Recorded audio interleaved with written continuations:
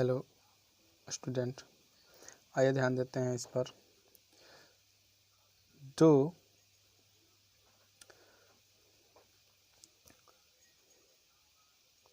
दो वस्तुओं के बीच आवेश के क्रम में एक वस्तु दूसरी वस्तु के प्रति सेकंड 10⁹ इलेक्ट्रॉन देती है तो 1 कूलाम आवेश देने में कितना समय लगता है या लगेगा, इस पर ही हम विचार करते हैं। ठीक है, आपका संकेत है 1 कूलाम के लिए अभीष्ट समय। ठीक है, 1 कूलाम के लिए अभीष्ट समय वर्ष बराबर 1 में। ये मान जो है प्रूफ करने के लिए मैं एक मान रख रहा हूँ जो आपके सामने है। ये वर्ष बराबर 1 में 1.6 × 10⁻⁻10 सेकेंड्स।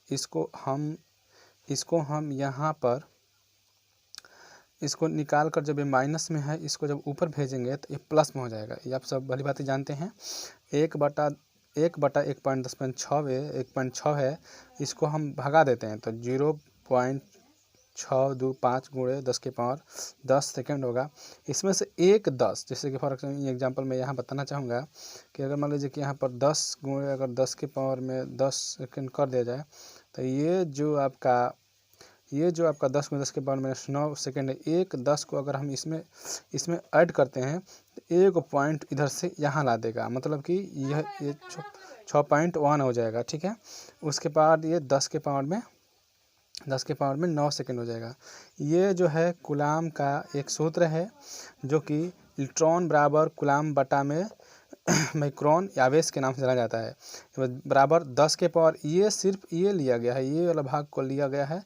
ठीक है, जो 10⁻9 × 1, अगर इसको 1 करेंगे तो 10 के 10 पड़ेगा, मतलब कि या आप 1.6 × 10⁻19, इसको मैं बता रहा हूँ ये कहाँ से आ रहा है, मैं प्रूफ कर रहा हूँ इसको। सी गुणे 10 के पर ये माइनस नहीं है, सिर्फ 9 है तो ऊपर घातांकीय विधि से घटेगा 10⁻10 कूलाम हो जाएगा।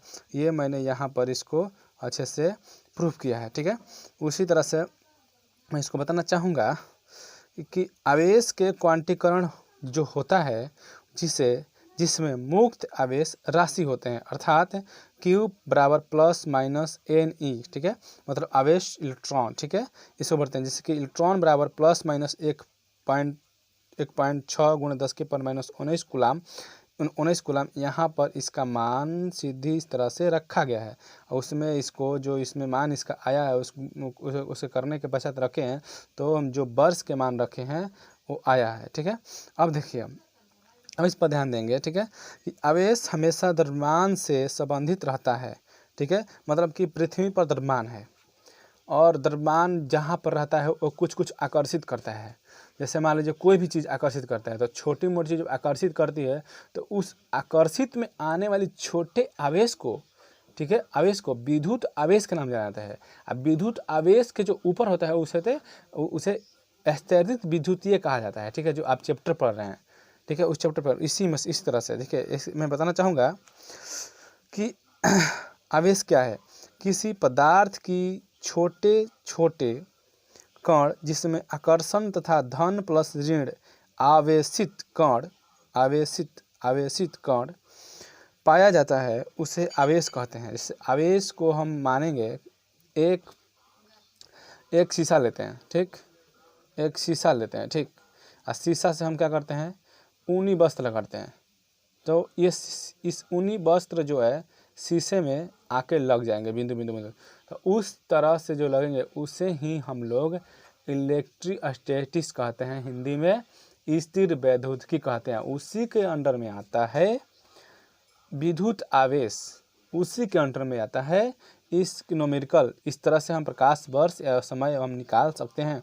ये छोटा हम थ्योरी पेश किए हैं, जो प्रूफ किए हैं कि नहीं इसके इतना बराबर यहाँ से इतना अपना होता है।